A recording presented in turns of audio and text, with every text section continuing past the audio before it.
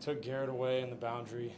Harrison Smith was waiting on the deep over to Elijah, and the safety just drove on Corey. You know, I thought at the time he was our best option, felt the rush get on me, so I didn't want to finish with the ball in my hand. So just wanted to give our guy an opportunity and see what happened. Mike, what about the throw to Braxton on the previous years? Right. So it's actually a credit to Braxton. That's not the route that the play called for. It was a break in and then back out, but he kind of saw the opening, and that's kind of how he plays football. He sees things differently than others, and I was on the same page with him, and we couldn't connect.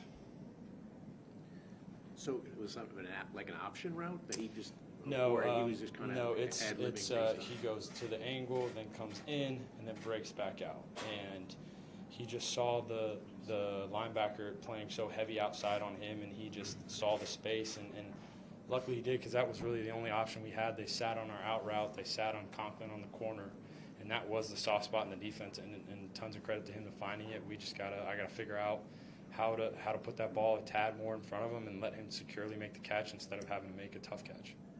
Like, it seemed like you guys got off to a slow start. Right. What was going on then, and then what kind of was the difference when you guys started getting rhythm? I think, we went into the game wanting to play efficient football and staying ahead of the chains. They're very good at third and long and not so much at third and short, so we wanted to stay ahead of the chain, stay in third and manageable, and then play the game from there. And I think we got away from that with some penalties, with some mishaps and things of that nature. And I think they did a really good job of sitting inside of our in-breaking routes in the first half. And that's what happened on the pick. You know, they did a great job of driving on the slant. I tried to back hip Corey, popped up, pick, can't happen. And then we made some adjustments in the second half, hit some more outbreakers, and I think it kind of softened them up, and we were able to kind of get into the flow of our offense, and we just got to start faster. Were you certain you got in on the touchdown run? Were you fairly certain you got in on the touchdown run? I thought I was, but I didn't know if it was going to be a case of they couldn't see the ball, calling the field stands. You know, I tried to reach, knowing it was fourth and goal. It's got to have it or you don't, but whoever it was holding my arm, so I fought like hell, and guys helped push me, and kind of a team touchdown there. What did change after halftime? It did seem like the offense started getting going after you guys came back out there. I thought just hitting I think it started in that 2-minute drive before the half. We started to hit those outbreakers, and that kind of softened them up. And then we were able to hit inbreakers again, like the 60, 50-something yarder to Garrett inbreaker. I think that's a credit to Coach LaFleur and Miles and Rob and everybody seeing that they were sitting in on our inside stuff and take advantage of that and hit outbreakers, and then that kind of softens them up and gives the receivers a two-way go. What do you think of Garrett? I think Garrett's a fighter. I mean, he might not have got the ball early, never complained, kept running routes, even the long one. I mean, he initially the first window wasn't there, and he just kept running and just kept and trusted me, and I trusted him and threw it in that second window, and he made an unbelievable play that Garrett seems to do a couple times a game now, but it's across the board in that room and in that offense. I mean, by no means are we, I think Coach Hall just said it, by no means are we trying to make this a moral victory, because moral victories don't count in the NFL, but really proud of how the guys stayed together.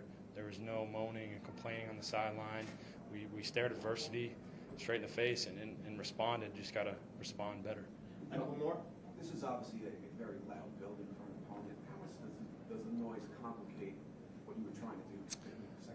I think, don't get me wrong, it's not easy, but I think if you prepare for it all week and use different types of silent cadences and things of that nature, and play calling helps, you just learn to deal with it.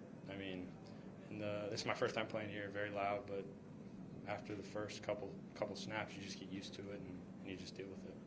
What happened to you when you got hurt late in the game and then you were able to continue, but you were down? They just got me good in the ribs. They're just kind of part of these big guys. When they hit you, it tends to hurt sometimes. Mike, no moral victories, I understand, but is it easier when you can look at something like 1 for 6 in the red zone and you say, okay, we have to correct this. If we score one touchdown out of those trips, we win this game. Is it easier to kind of walk away from a loss and know that you have to fix this one thing and things will be better? I think for the most part, when you lose a game, you do have a sense of what the reasoning was, and today was just glaring. And like I said earlier, it starts with me. It's gotta figure out a way to get in there. I don't know what it is. I'll watch the tape, get with our coaches, and learn from it and correct it. But yeah, just not let the same mistakes happen twice, and learn from this and move forward. Thanks very much. Thanks. Thanks, guys. Thanks, Mike. I think we have to go all the way around.